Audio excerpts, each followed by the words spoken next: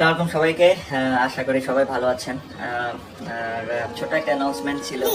আপনারা সব ভুলে যান, আপনারা সাকিবকে মাফ করে দিন। সাকিবকে চ্যাম্পিয়ন্স ট্রফি খেলতে দিন। সাকিব চ্যাম্পিয়ন্স ট্রফি খেললে এবারের চ্যাম্পিয়ন্স ট্রফিতে আমরাই হব চ্যাম্পিয়ন। সাকিবকে নিয়ে লাইভ এসে আরো যা বলছে তামিম ইকবাল।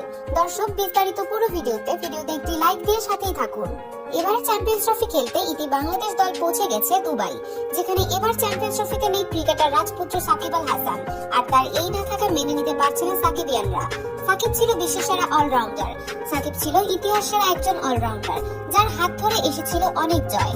আর এবার সেই সাকিবকে দলে নিতে ভুলে গেল বাংলাদেশ। আর এই সিদ্ধান্ত মেনে নিতে পারছে না একসময় সাকিবের সবচেয়ে ভালো বন্ধু তামিম ইকবাল। তাই তো তামিম ইকবাল লাইভে এসে বন্ধুর জন্য ক্ষমা যাচ্ছে আর বলছে যে সাকিবকে সবাই ক্ষমা করে দিন আর সাকিবকে চ্যাম্পিয়ন্স ট্রফি খেলতে দিন। দর্শক, এবারের চ্যাম্পিয়ন্স ট্রফি শুরু হবে 19শে ফেব্রুয়ারি থেকে।